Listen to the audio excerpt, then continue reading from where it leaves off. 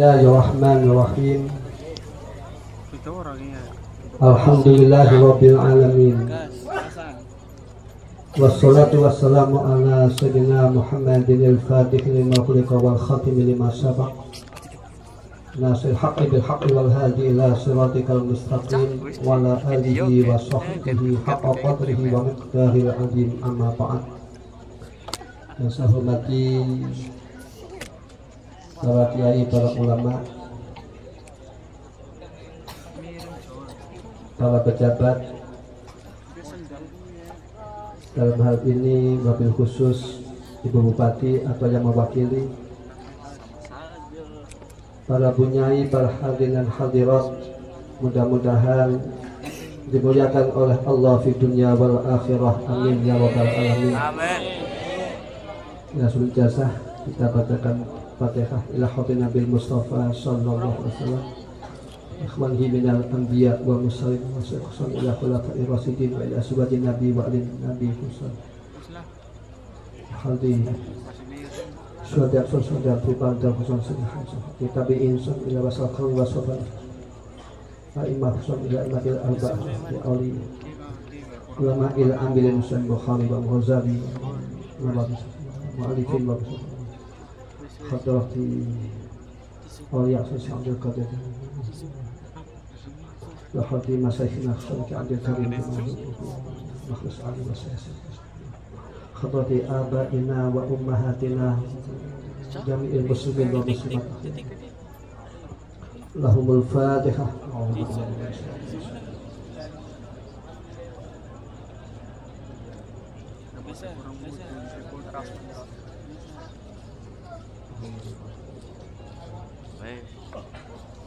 Sumali ta'ilah wa liqada'il khabaid wa lijabil masalih wa lidaf'il mafasid wa lijabah wal qabul wa la manabasal asalih wa li sifa'i mawadina wa li sifa'i mawadona wa li kulli yakin salihah. Bismillahil Fatihah.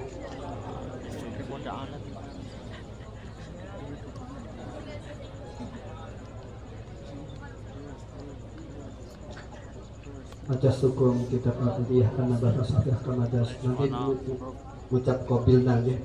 Majas hukum kita Al-Fatihah karena bahasa Safiyah karena ajas suyuhi wa minhum ya maksali was saya sama-sama amaliki kobil nanti.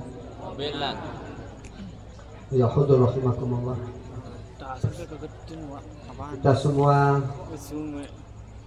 telah melaksanakan puasa. Dan setelah puasa kita semuanya mengadakan hal bihalal. Dalam hal ini kami ucapkan, kami mohon maaf, dan semoga kita saling memaafkan. Semoga kita semuanya dapat ampunan atau maghfirah dari Allah Subhanahu wa taala. Ja'alallahu wa iyyakum minal aidin wal faizin wal maqbulin wa qul amin wa antum bi khair. Taqabbalallahu minna wa minkum taqabbalallahu ya karim. Tujuan puasa yaitu takwa kepada Allah Subhanahu wa taala, la'allakum tattaqun.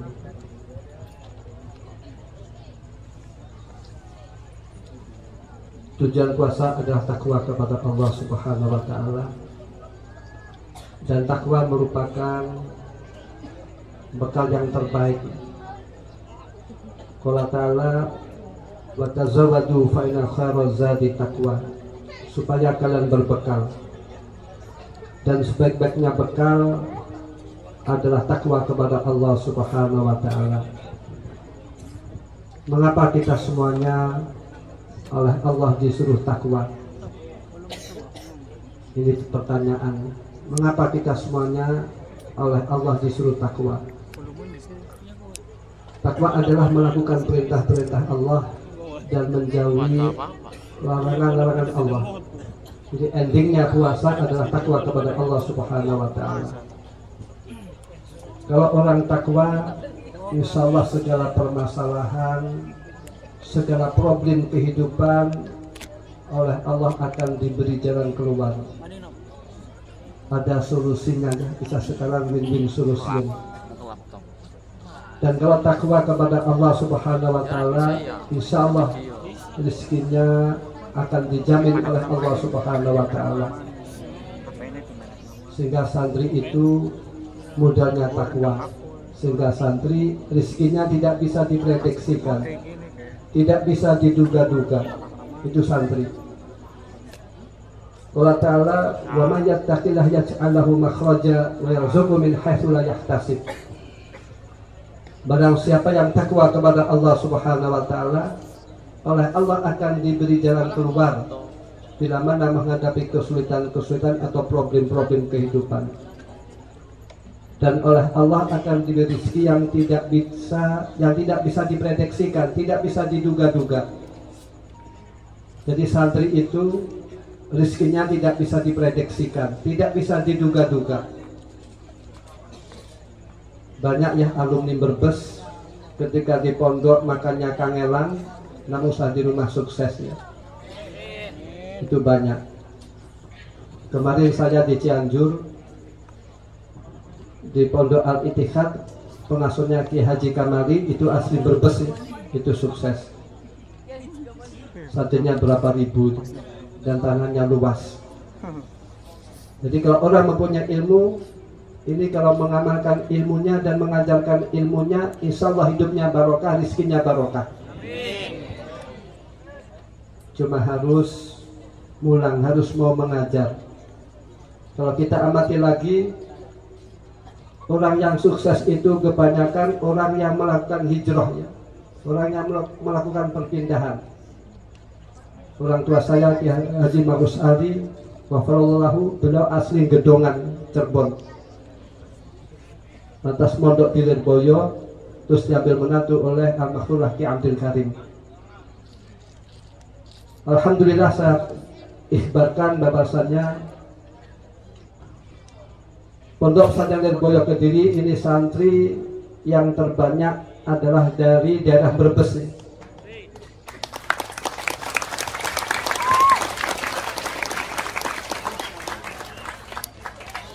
Sekitar 600 orang itu dari Brebes.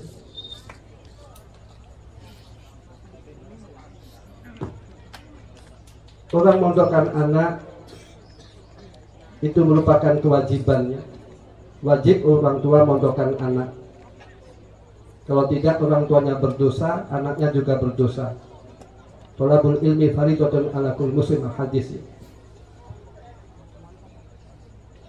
Mencari ilmu merupakan kewajiban bagi tiap orang Islam dan juga wanita muslimah.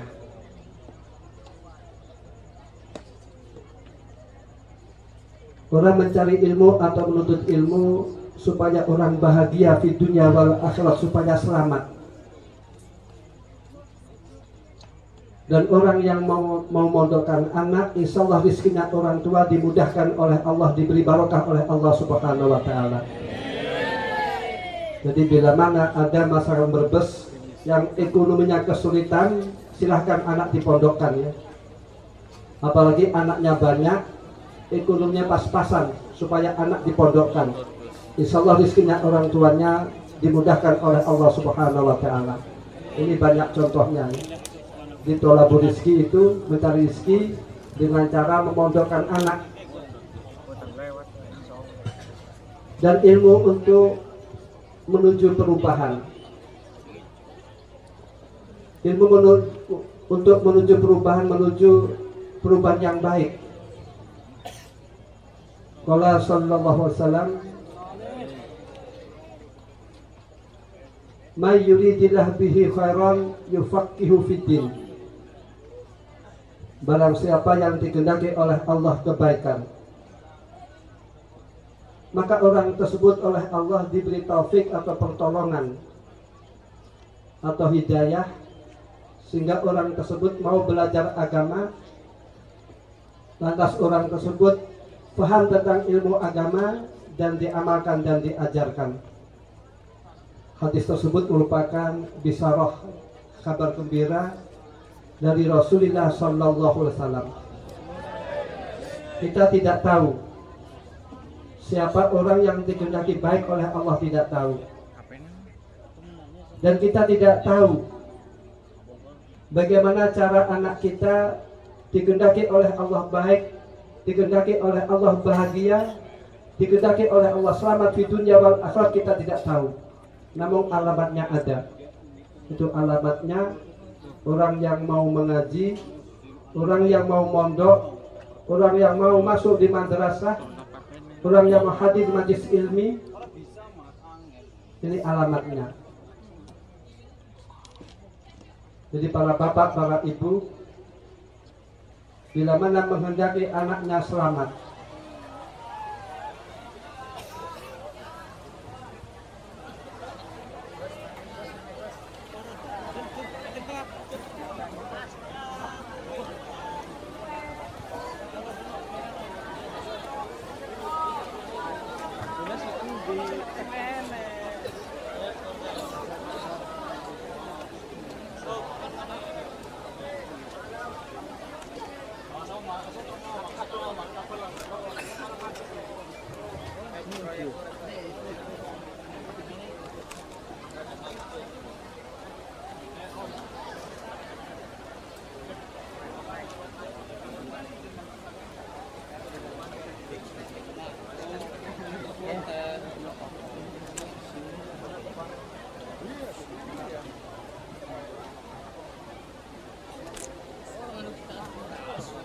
mudah-mudahan hujan ini hujan yang membawa rahmat dan barokah.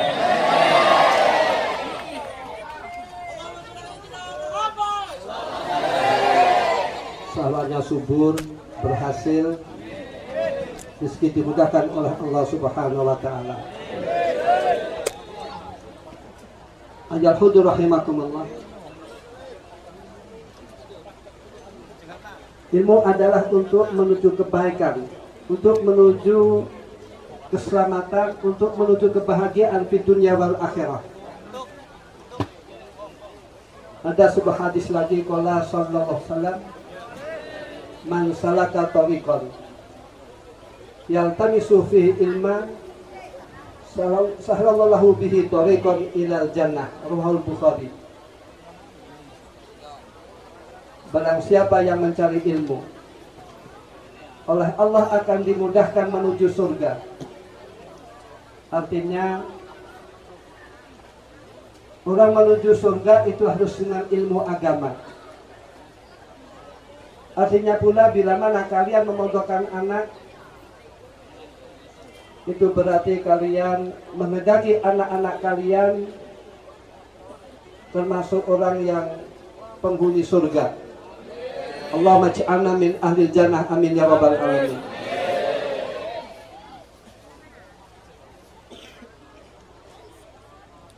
Dan orang mondokkan anak, orang tua dapat pahala.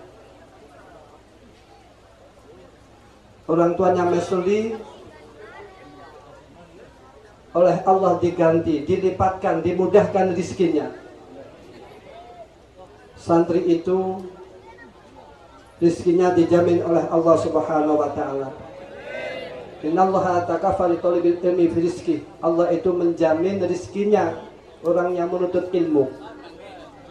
Santri itu sebenarnya rizkinya lebih mudah daripada kita-kita ya. Coba kalau tidak percaya. Kalau santri kehabisan wesel itu cukup mencet SMS itu.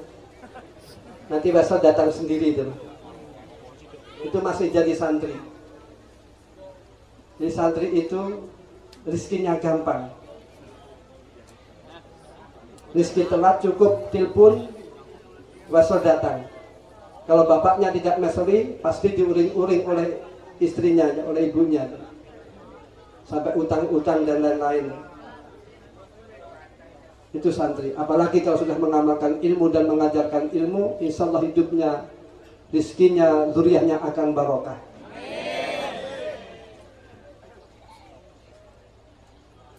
Jadi orang mondokkan anak, orang tua yang dapat pahala ya. Anak sholat, anak mengaji, orang tua dapat pahala. Qala sallallahu alaihi wasallam, idza mata ibnu Adam in qata amaluhu illa min salas. Bila mana ibnu Adam itu meninggal dunia, maka pahalanya amal terputus kecuali 3 perkara. Jadi kalau orang memiliki 3 perkara, bila mana amalnya tidak mengalir, pahalanya tidak mengalir, maksudnya ini tidak ada artinya, tidak ada gunanya. Satu, sedekah jariyah. Bila mana orang mempunyai harta, tidak ada nilai jariyahnya, tidak ada artinya.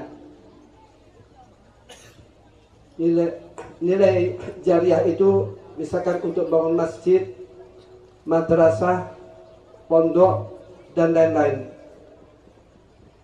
Harta yang dimiliki oleh seseorang itu harta yang ditasarufkan di dalam amal kebaikan untuk sedekah,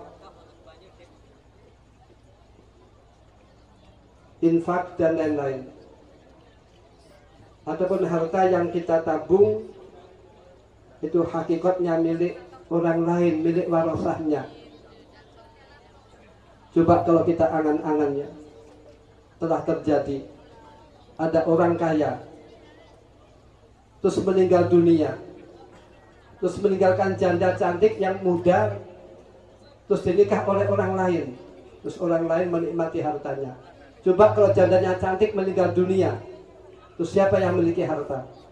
Itu orang lain.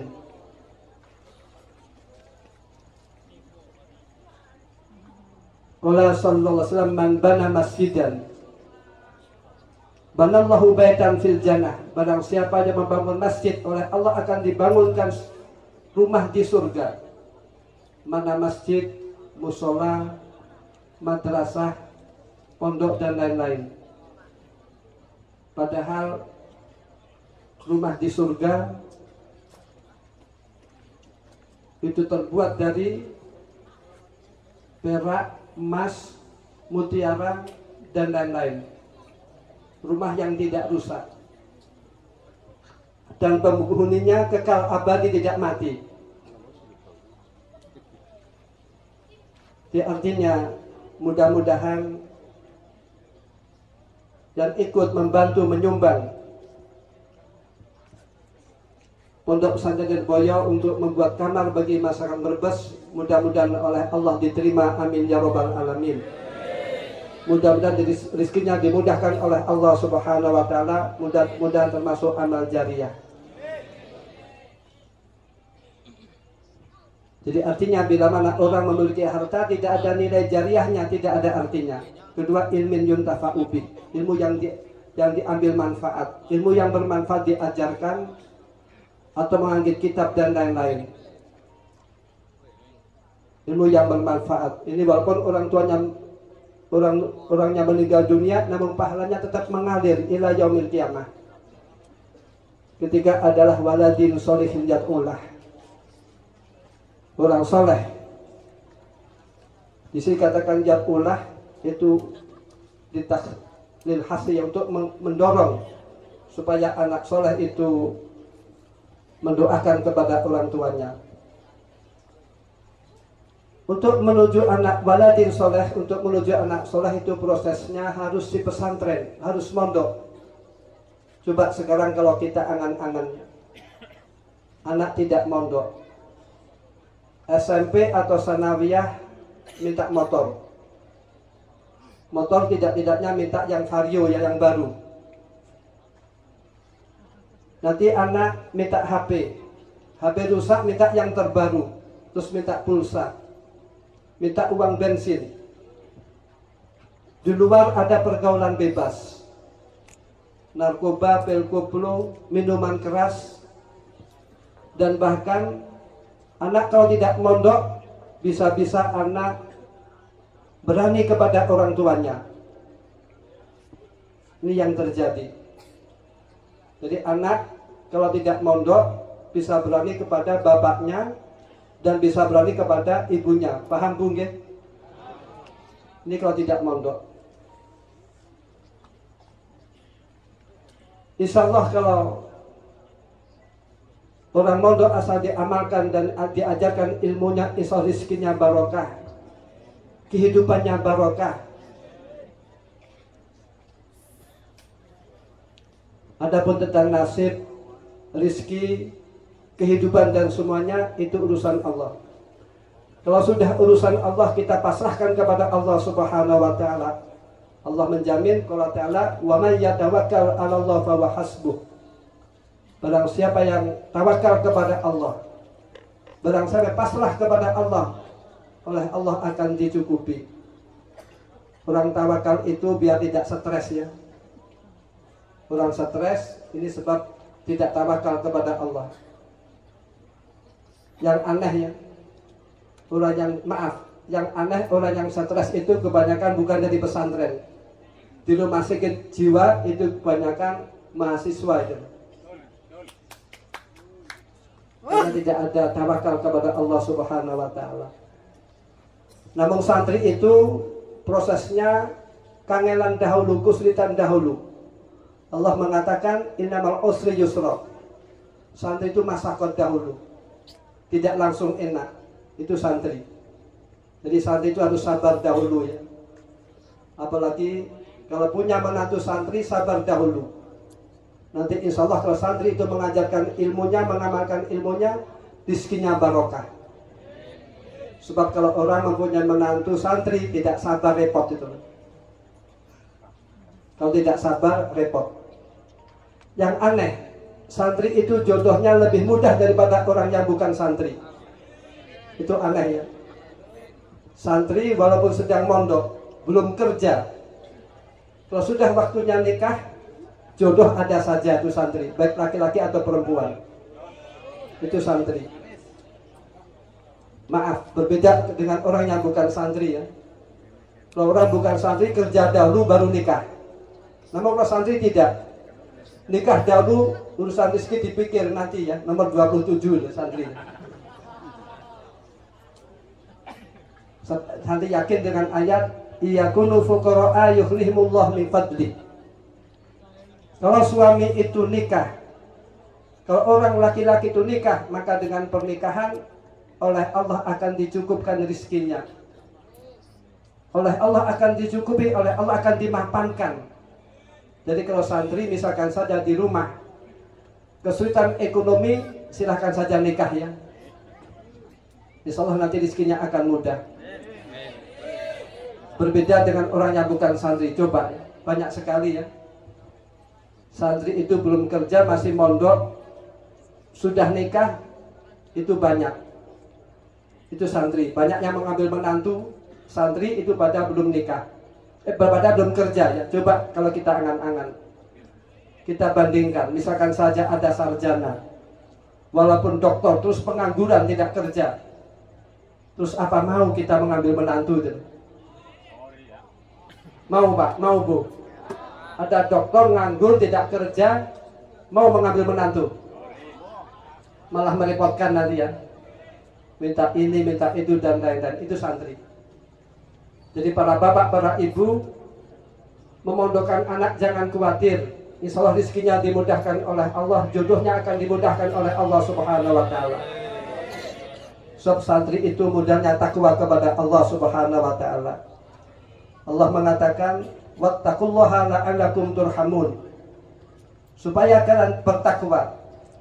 Bila mana kalian bertakwa kepada Allah, niscaya kalian akan dikasih sayangi oleh Allah, akan diberi rahmat oleh Allah. Orang masuk surga pun itu dengan rahmat Allah. Wa qala ta'ala wattaqullaha la'allakum tuflihun. Supaya kamu bertakwa kepada Allah. Kalau kamu bertakwa kepada Allah, niscaya kamu akan berbahagia. Jadi artinya, kalau orang ingin mendapatkan rahmat Allah atau kasih sayang Allah, kalau orang ingin bahagia, itu syaratnya harus takwa kepada Allah Subhanahu wa taala. Dan orang takwa itu prosesnya harus dengan ilmu agama. Ayat khudur rahimakumullah. Ada sebuah ayat Qala ta'ala fa'amma man utiya kitabahu biyaminihi fayaqulu ha'umuqra'u kitabiyah. Ayat tersebut ditafsir oleh Ka'bul Akbar radhiyallahu anhu. Besok pada waktu zaman akhir, pada waktu hari kiamat, Imamul Huda, kiai, ustadz atau ad-da'i itu dipanggil untuk menerima buku catatan. Sebab amal seseorang itu dicatat oleh malaikatnya. Justru tiap-tiap orang akan menerima buku catatannya. Imamul Huda atau kiai atau da'i ilallah lantas menerima buku catatan dengan tangan kanannya. Dan buku dibaca. Setelah dibaca, di dalam buku catatan amal ditemukan catatan-catatan pahala. Sholat ditulis pahalanya, puasa ditulis pahalanya, mengaji ditulis pahalanya, berjalan menuju masjid jamaah ditulis pahalanya, catat jangkah orang mencari ilmu menuju masjid itu catat jangkah menghilangkan dosa-dosa dan mengangkat derajat. Itu fadilahnya orang yang hadir di majlis ilmi. Atas Imamul Huda membaca kitab tersebut menemukan banyak sekali pahala yang tercatat. Namun juga ada catatan kemaksiatan atau perbuatan dosa namun dihapus, diampuni oleh Allah. Yang tahu hanya Imamul Huda atau kiai atau ustaz atau adai ilallah. Ataupun orang lain tidak tahu catatan amal kejelekan yang dihapus. Atas Imamul Huda tersebut bahagia, senang. Sebab menerima buku catatan ditemukan dengan pahala-pahala yang banyak. Lantas Imam Huda mengatakan, ha'umu qra'u kitabiyah, ha'umu aykhuzu, ambillah kitab saya dan bacalah kitab saya. Ini khitab kepada pengikut-pengikutnya, khitab kepada santri-santrinya. Lantas dibaca kitab tersebut, di situ tertulis catatan-catatan amal kebaikan atau amal soleh.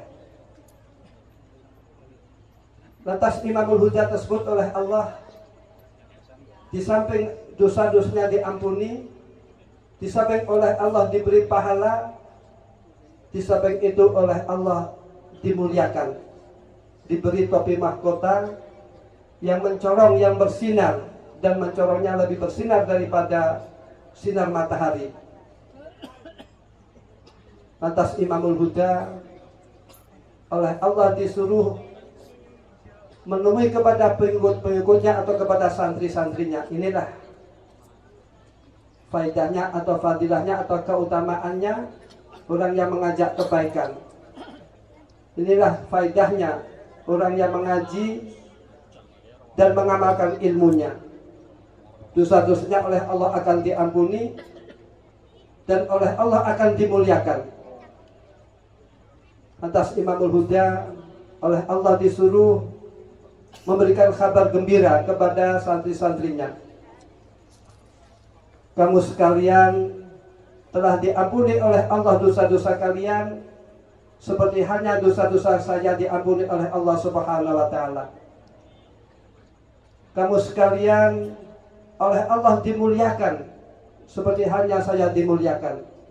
Artinya kiai atau ustadz atau adai ilallah beserta santri-santrinya atau pengikut-pengikutnya diampuni oleh Allah dan dimuliakan oleh Allah.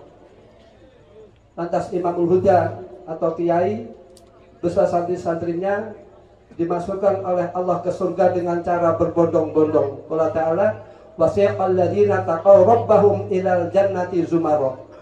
Besok orang-orang yang bertakwa kepada Allah, oleh Allah akan dimasukkan ke surga dengan cara bergolong-golong. Allah waj'alna min ahli jannah, amin ya rabbal alamin. Ya hudur rahimakumullah. Tadi kita dengarkan ilmu merupakan menyebabkan al-ilmu sababul dzurriyah, al-ilmu sababul ukhuwah, al-ilmu sababul rahim muttasil. Ilmu mengantarkan orang menjadi zuriyahnya. Ilmu mengantarkan seseorang menjadi saudaranya. Ilmu mengantarkan seseorang menjadikan rahim yang bertemu. Qala ta'ala walladzina amanu wattaba'atuhum dzurriyyatuhum biimanin alhaqna bihim dzurriyyatahum.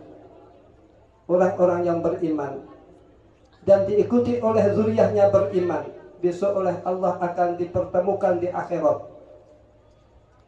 dengan arti dzurriyyah dalam tafsir terbagi menjadi dua. Satu dzurriyyah bin nasab.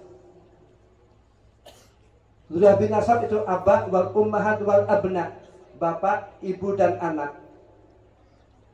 Bila mana orang mukmin mempunyai anak yang derajatnya lebih mulia daripada orang tuanya, besok anaknya akan memberikan syafaat kepada orang tuanya. Besok anaknya akan mengajak kepada kedua orang tuanya di derajat yang lebih mulia, di derajat yang lebih luhur di surga, supaya orang mukmin bahagia. Paham Pak? Paham Bung? Kalau orang mukmin mempunyai anak derajatnya lebih mulia daripada orang tuanya, besok anaknya akan mengajak kepada kedua orang tuanya di derajat yang lebih mulia, di derajat yang lebih luhur. Paham? Inilah pentingnya orang mondokan anak. Kedua adalah dzurriyyah bisabab. Dzurriyyah bisabab adalah murid oleh Allah dikumpulkan dengan gurunya. Orang oleh Allah dikumpulkan dengan siapa yang dicintai. Qala sallallahu alaihi wasallam almar'u ma'a man ahab. Besok oleh Allah orang akan dikumpulkan dengan siapa yang dicintai. Ini dzurriyyah bisabab. Mahabbah kepada orang itu penting sekali. Namun mahabbah dengan orang yang jelas ya, dengan orang yang soleh. Sebab di luar pesantren itu mahabbah kepada seseorang itu sudah ngawur ya. Orang fasik dicintai, artis dicintai, diikuti dan lain-lain. Padahal dengan mahabbah saja orang bisa mengangkat derajatnya besok di akhirat bila mana mahabbah kita tidak salah sasarannya. Kita cinta kepada orang soleh, kita cinta kepada orang alim, kita cinta kepada orang baik, dengan harapan mudah-mudahan kita dikumpulkan oleh Allah beserta orang solihin. Amin ya rabbal alamin. Ini sebuah cerita ya. Al-Maghfurlah Ki Abdul Karim.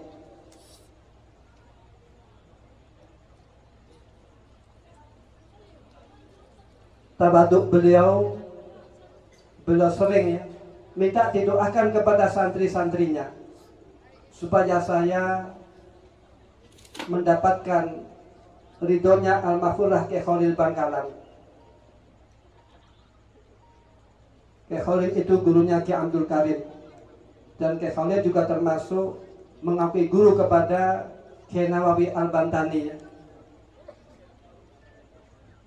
Di Jawa Timur itu kebanyakan murid dari Al-Maghfurlah Kiai Khalil Bangkalan, sehingga beliau disebut Syekhuna, yaitu gurunya para kiai-kiai. Ki Abdul Karim sering mengatakan demikian, mudah-mudahan saya dapat ridhonya Al-Maghfurlah Kiai Khalil Bangkalan. Ini menunjukkan bahwasanya kalam sufi mengatakan ridallah fi ridho syekh. Ridhonya Allah itu ada hubungannya dengan ridhonya guru. Kalau orang ingin mendapatkan ridho dari Allah Subhanahu wa taala, supaya dicari melalui ridhonya guru.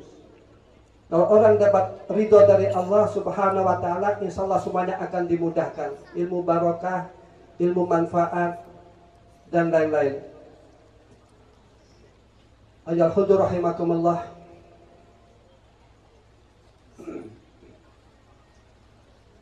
Di saat sekarang ini mondokan anak penting sekali ya. Apalagi sekarang di luar pesantren tidak aman. Mitos informasi ya. Penyakit virus HIV itu berkembang. Di daerah Malang, Gundang Legi itu mayoritas warganya Nahdlatul Ulama, karena banyak yang menjadi TKW, TKI, sehingga di Gundang Legi Malang itu sekarang banyak sekali orang terjangkit kena virus HIV dan AIDS. Ini mudah-mudahan masalah di Brebes dijaga oleh Allah Subhanahu wa taala. Jadi artinya sudah masalah Brebes dengan ilmu yang dimiliki, yang yakin, yang mantap, supaya ilmu diajarkan dan diamalkan. Setelah itu silahkan cari tempat kira-kira ilmu manfaat dan kira-kira ilmu berkembang. Insya Allah kalau ilmunya dijadikan imam, insya Allah yang lain akan dimudahkan oleh Allah Subhanahu wa Ta'ala. Terus anak kita doakan, almarhumlah orang tua saya Ki Haji Marus Ali ini sering mengijazahkan supaya membaca sholawat, ya, dibaca Sallallahu ala Muhammad 1000 kali.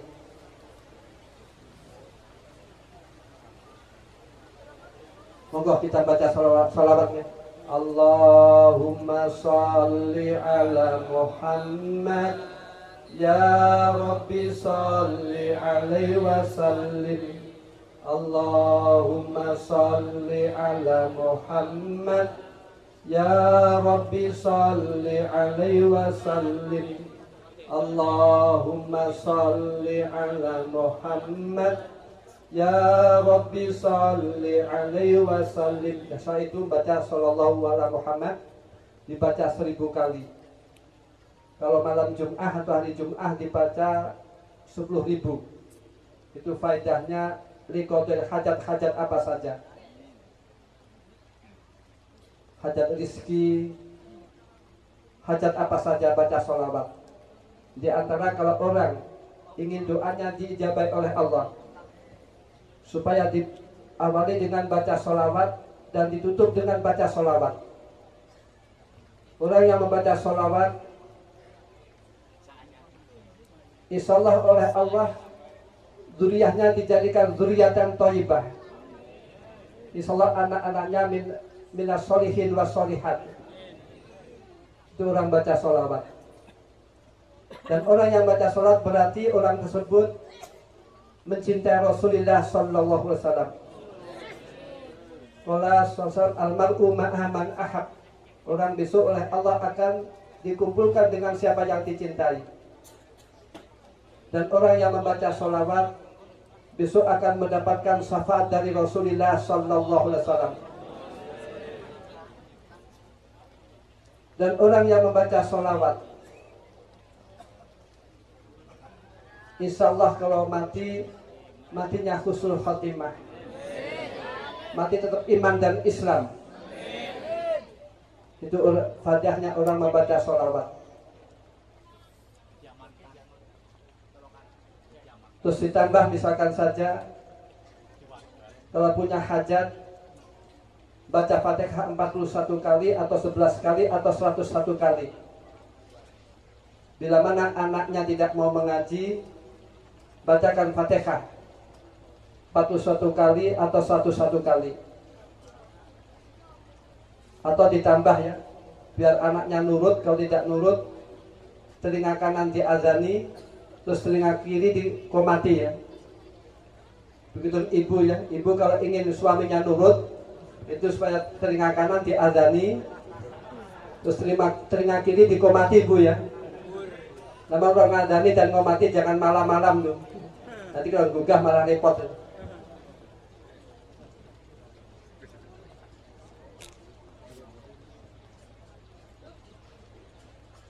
Banyak, ya, contohnya. Orang yang baca Fatihah kepada anak-anaknya, orang yang mendoakan kepada anak-anaknya, insya Allah anaknya akan dijadikan oleh Allah minas sholihin wa sholihat. Doanya orang tua kepada anak itu hakikatnya, manfaatnya kembali kepada orang tuanya. Kalau anak jadi orang soleh, itu manfaatnya akan kembali kepada orang tuanya. Sebagai waladin sholihin yaqullah, orang tua dapat pahala. Jadi anak supaya kita doakan, di samping kita didik. Perhadiran hadirat, pondok itu, maaf, ya, pondok itu yang terbaik, pondok salaf. Sebab pondok salaf itu mencetak ulama.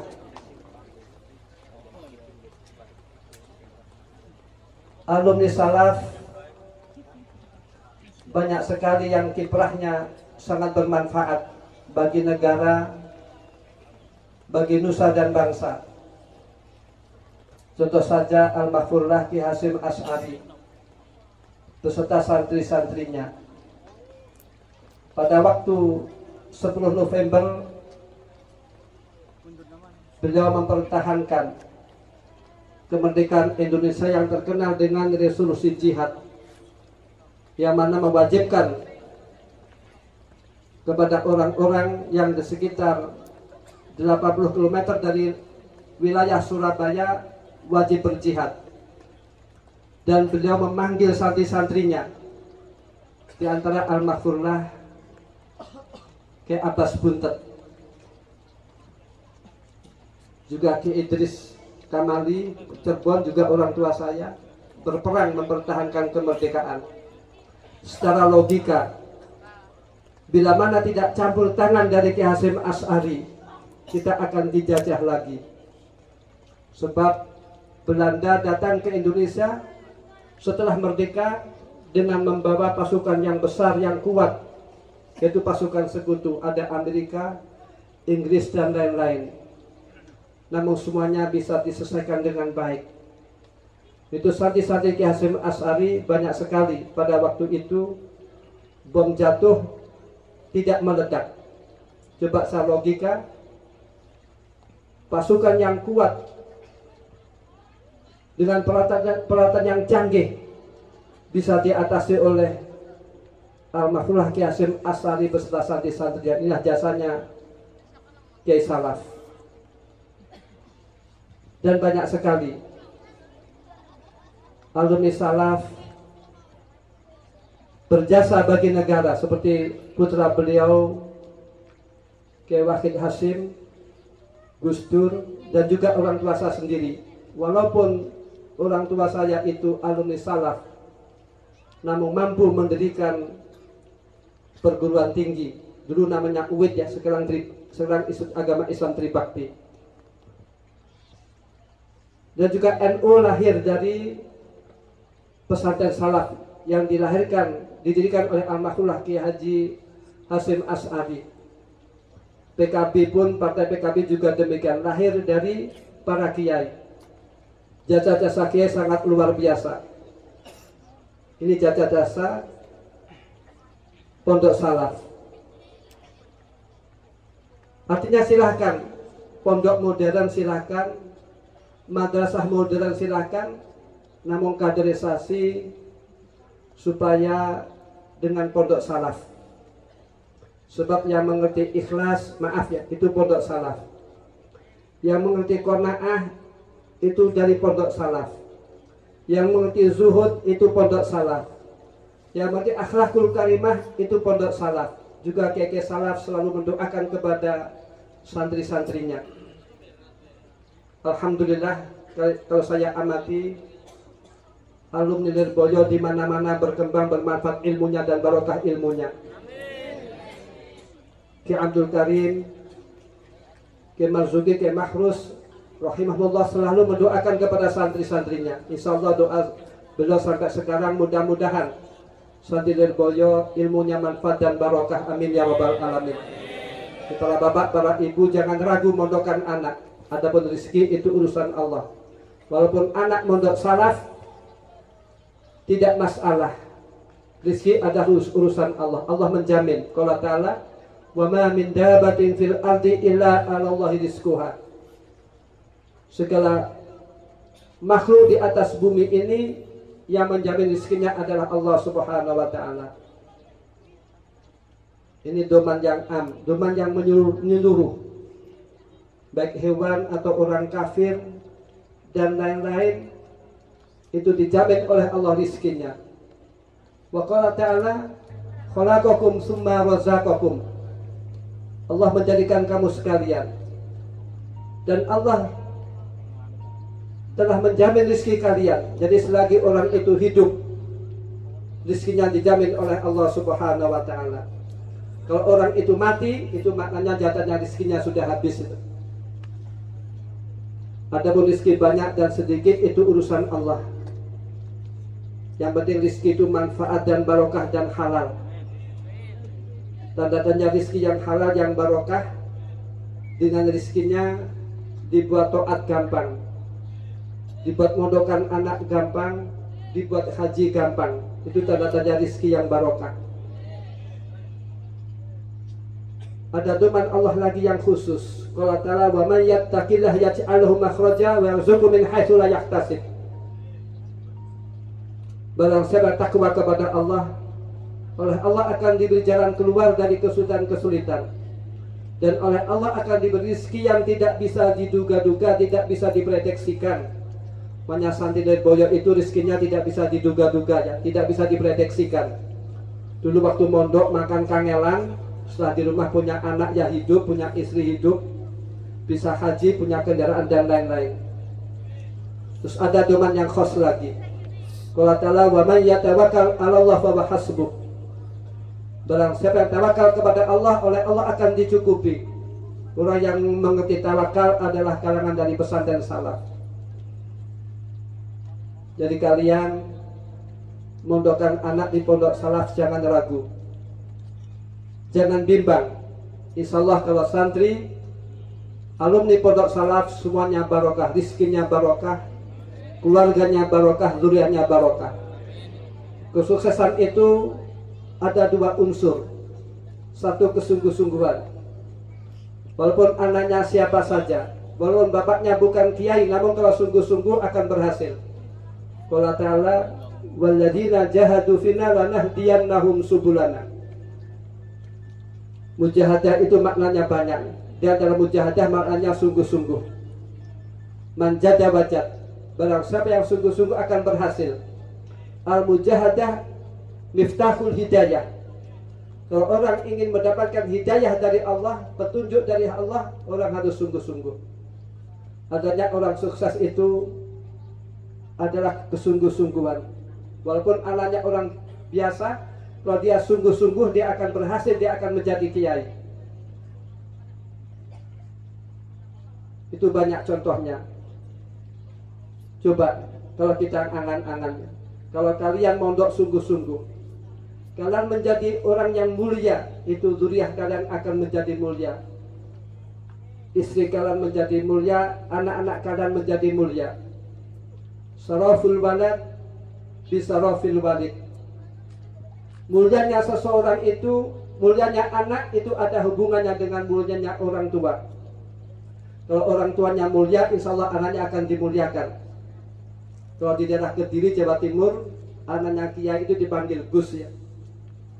Namun kalau orang kiai, bapaknya biasa, itu tetap saja dipanggil Pak, ya. Namun kalau anaknya kiai, itu dipanggil Gus. Namun kalau bapaknya kiai, yang orang biasa tetap saja dipanggil Pak. Jadi saraful walad bisarafil walid. Sehingga kalau orang itu, orang tuanya mulia, itu tugas anak harus menyerupai, harus tasabuh bihim, harus mengikuti orang tuanya. Wa may yusabih abahu famadzalam. Bila mana orang tuanya itu mulia, orang tuanya mau pondokan, mondok. Bila mana anaknya tidak mengaji, anaknya tidak mondok, itu anak yang zalim. Tidak ada artinya bagi orang tua. Pendidikan pengaruhnya sangat luar biasa terhadap psikologi seseorang. Walaupun anaknya orang biasa, walaupun anaknya orang mulia, walaupun orang yang derajatnya tinggi, namun bila mana anaknya tidak mondok, itu bisa terpeleset, bisa kepleset. Pakaiannya seperti orang biasa, perilakunya seperti orang biasa, nanti bisa juga jodohnya dapat orang biasa. Terus semakin jauh, nanti semakin jauh dari bapak-bapaknya atau jajatnya. Dan orang sukses ada kalanya, yaitu faktor orang tuanya yang minas sholihin, yang beramal baik, ke masjid, ibadah dan lain-lain. Qala ta'ala wa naktubu ma qaddamu wa atharahum. Oleh Allah dicatat amal seseorang, asal ada seorang berjalan menuju majlis taklim, menuju halal bihalal, menuju masjid, dicatat oleh Allah. Amal-amal dicatat oleh Allah. Orang-orang yang demikian Bila mana mondokkan anak, anaknya mau mengaji, insya Allah akan dimudahkan oleh Allah menuju anak yang solih, menuju anak yang alim. Ini orang sukses ada kalanya dua unsur. Semuanya harus dengan ilmu. Kalau orang ingin mulia harus dengan ilmu. Orang ingin barokah rizkinya, ilmunya harus dengan ilmu. Orang ingin selamat di dunia dan akhirat harus dengan ilmu. Orang ingin bahagia harus dengan ilmu. Jadi kunci kesuksesan ada harus dengan ilmu agama. Sudah jam 12 ya. Habib panitia, Habib siapa?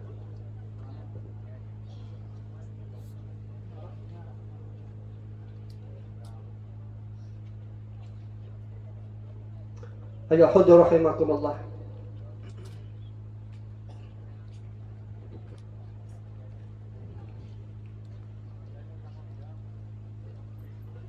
Orang yang mempunyai ilmu, para alumni, kalian mendapatkan ilmu merupakan amanah dari Allah Subhanahu wa Ta'ala. Dan kalian orang-orang yang dipilih oleh Allah Subhanahu wa Ta'ala. Qala Ta'ala, "Tsumma awasnal kitabal ladzina astafaina min ibadina." Kata Allah, saya berikan memahami kitab-kitab saya atau agama saya kepada orang-orang yang telah saya pilih dari hamba-hamba saya. Orang yang mengerti ilmu agama, orang yang mengerti kitab Al-Quran, itu merupakan orang yang dipilih oleh Allah Subhanahu wa Ta'ala, orang yang khusus.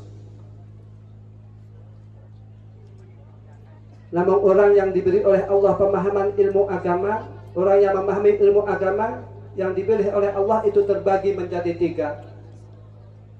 Pertama, faminhum zalimul li nafsih, yaitu orang yang menganiaya dirinya.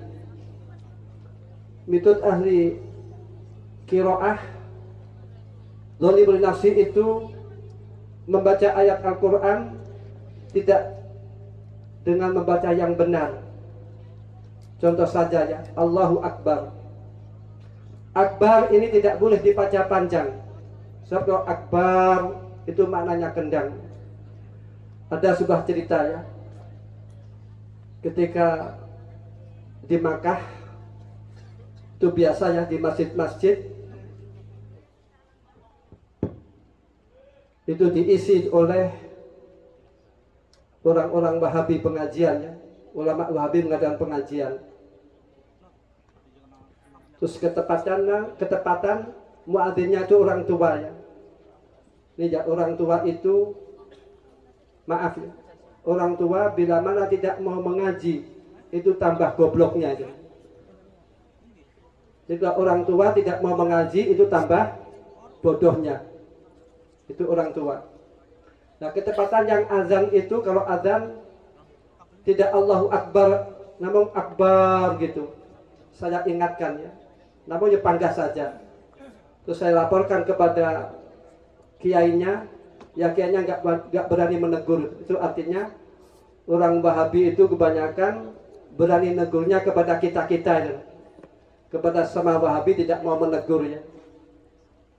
Kita dikatakan ahli bid'ah. Kita ziarah kubur dianggap musik dan lain-lain. Hal yang demikian kita anggapi dengan enteng saja. Kalau kita dikatakan kafir, kalau kita tidak kafir, yang mengatakan kafir itu kafir sendiri. Jika musik-musikan orang lain, mengafir-ngafirkan orang lain, bila mana orang lain itu bukan kafir, bukan musik, dia kafir sendiri. Jadi tidak perlu dibalas, biarkan sajalah. Mudah-mudahan diberi hidayah. Kata Imam Ghazali rahimahullah, kalau kita menghadapi orang yang sudah akidahnya menyimpang, ekstrim atau radikal, itu sulit dirubahnya.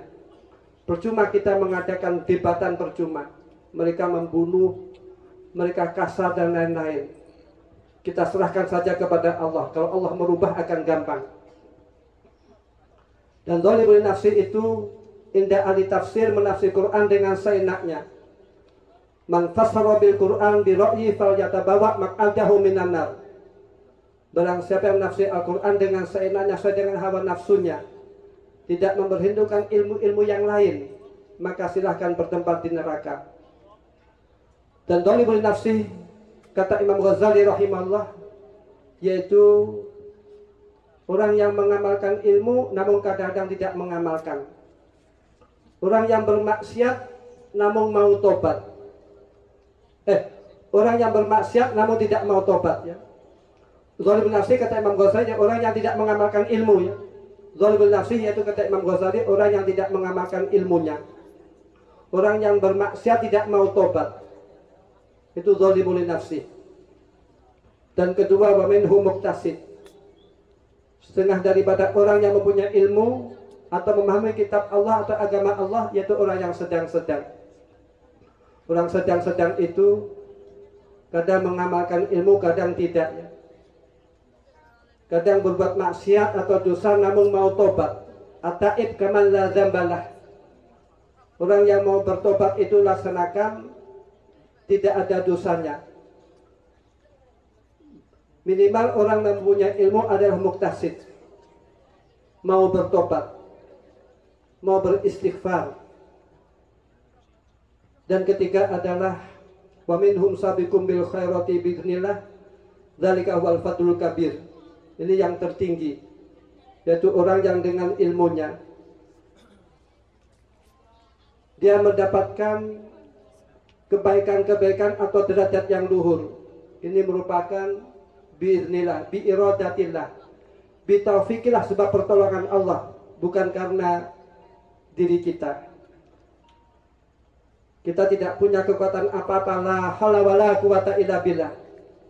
Kita bisa mengaji, kita bisa datang ke masjid, kita bisa berzikir, dan kita bisa beramal soleh, itu merupakan biiradatillah, bitaufikillah.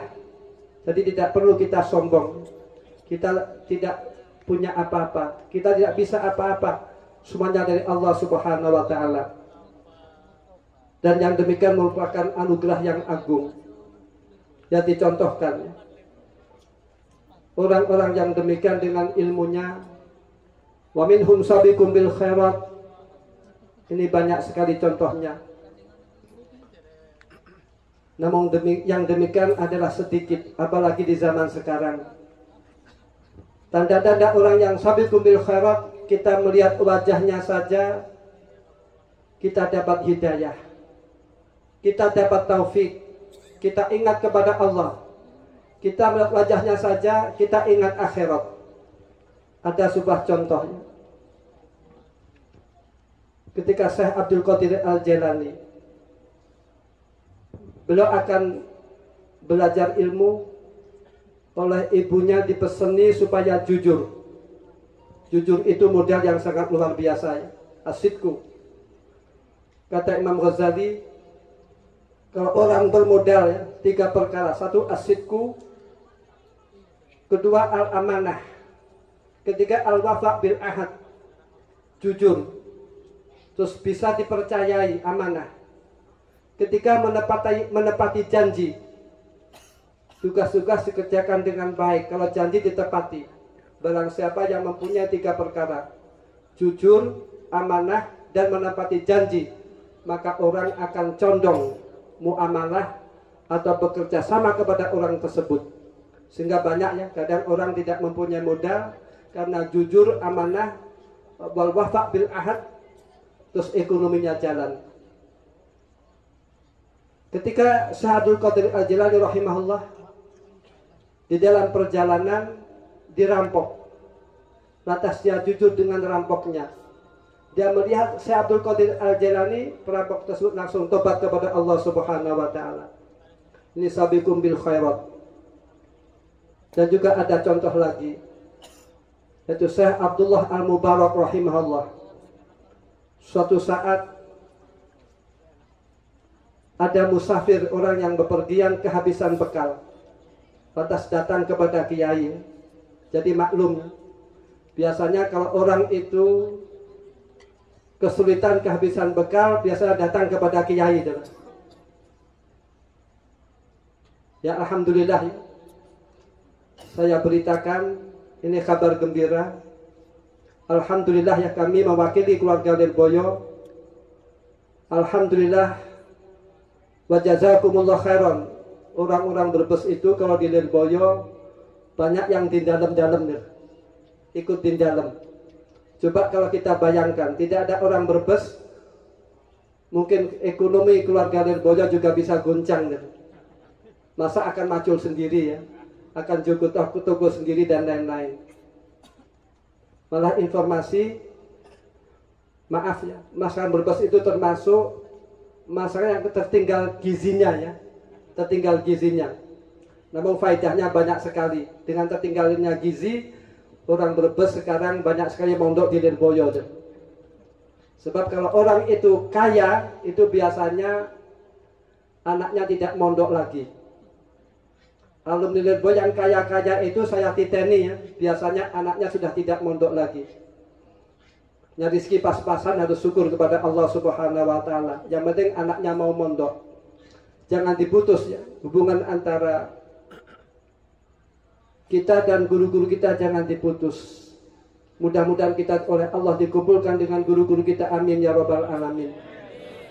Orang yang memutuskan hubungan murid dan guru dengan pesantrennya, dengan alma maternya, itu biasanya anaknya tidak karuan. Saban titeni ya, orang yang tidak takzim kepada gurunya, orang yang tidak punya alakoh kepada gurunya, tidak simpati kepada pondoknya, kepada gurunya, itu biasanya anaknya, maaf ya, anaknya tidak jelas itu, tidak mondok lagi. Nanti bagaimana anak turunnya? Jadi antara hubungan guru dan murid, antara murid dan pesantren ini jangan diputus. Ya, kita berharap mudah-mudahan anak kita minas solihin wa solihat. Ada sebuah contoh.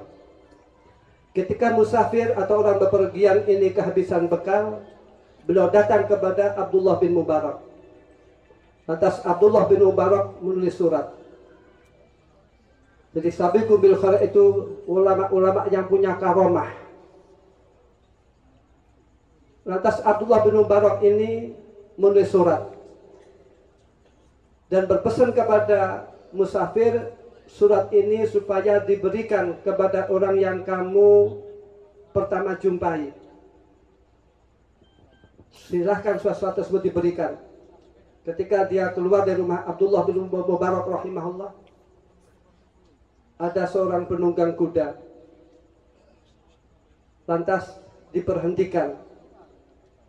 Dan surat disampaikan kepada penunggang kuda oleh musafir tadi. Lantas oleh penunggang kuda surat dibaca dan tahu surat ini dari Syekh Abdullah bin Mubarak rahimahullah. Dan mudah-mudahan bidzikris sholihin kita dapat rahmat Allah Subhanahu wa Ta'ala. Kita dapat kasih sayang dari Allah Subhanahu wa Ta'ala. Atas kata penunggang kuda, setelah membaca kitab, saya akan hadir, akan suan sendiri, akan menghadap sendiri kepada Syekh Abdullah bin Mubarak. Lantas penunggang kuda turun dari kudanya dan suan kepada Syekh Abdullah bin Mubarak. Dan ketika melihat wajahnya, maka penunggang kuda tadi menyatakan masuk Islam, mengucapkan kalimat asyhadu alla ilaha illallah wa asyhadu anna Muhammadar Rasulullah. Inilah sabiqu bil khairat. Ini pentingnya kita sowan kepada kiai. Ini pentingnya kita memondokkan anak di pesantren. Ayah khudur rahimakumullah. Seorang yang beramal soleh itu ada asarnya. Qala ta'ala kulik malu fasallahu amalakum wa rasuluhu wal mu'minun. Katakanlah Muhammad, supaya kalian beramal soleh, maka Allah akan mengetahui amal kalian dan Rasulullah akan mengetahui amal kalian, yaitu amalnya umatnya Rasulullah oleh Allah ditampakkan, diaturkan kepada Rasulullah, dan orang-orang mukmin oleh Allah akan dirasakan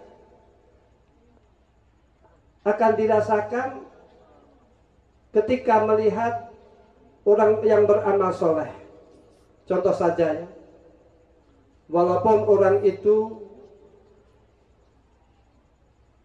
beramal soleh atau ahli tahajud atau sholat malam atau baca Quran di kamar yang tertutup di malam hari yang tidak diketahui oleh orang lain.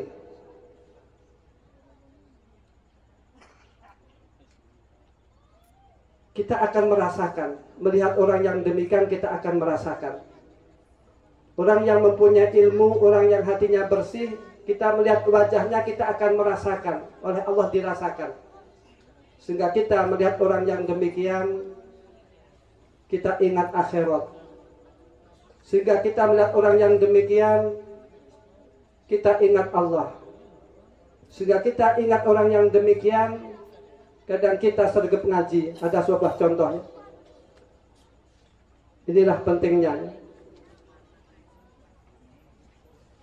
Inilah pentingnya anak diajak sowan kepada kiai. Anak yang diajak sowan kepada kiai ini kadang-kadang anak itu mau mondok, mau mengaji. Jadi ke bapak, para ibu ingin anaknya yaitu menjadi anak yang soleh, itu supaya diajak sowan kepada kiai, syukur-syukur dipondokkan ya. Jangan ragu. Orang mondokkan anak jangan ragu. Insya Allah orang mondokkan anak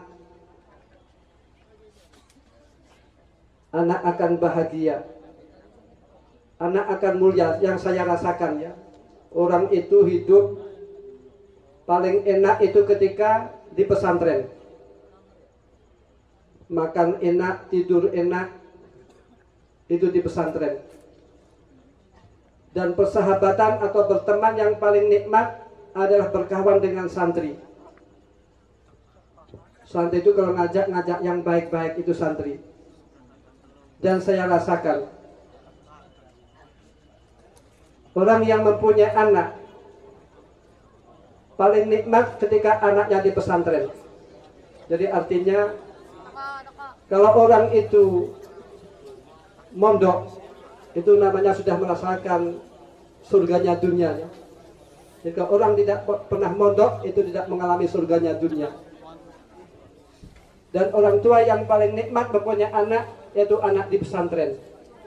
Sudah datang ya Habib Umar.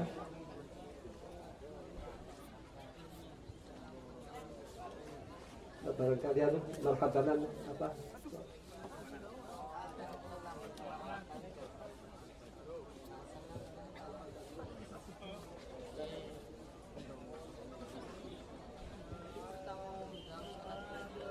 Ahlan wa sahlan bi huduri Habib Umar Al-Mutahhar. Mudah-mudahan beliau senantiasa diberi kesehatan oleh Allah Subhanahu wa taala, dijaga oleh Allah Hafizah Amin ya rabbal alamin.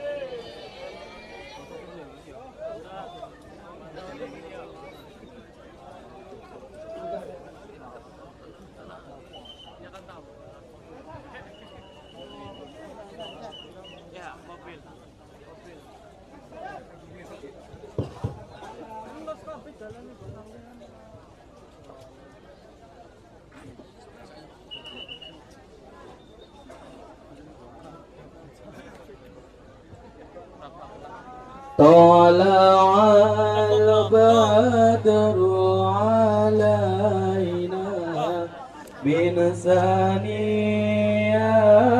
الوداع وجب السكر علينا ما دعا لله داع طلع البدر علينا من ثنيات البدر علينا من ثنيات الوداع وجب السكر علينا ما دعا لله. Saya sekian mengucapkan kepada Habib Umar ahlan wa sahlan bihudurikum.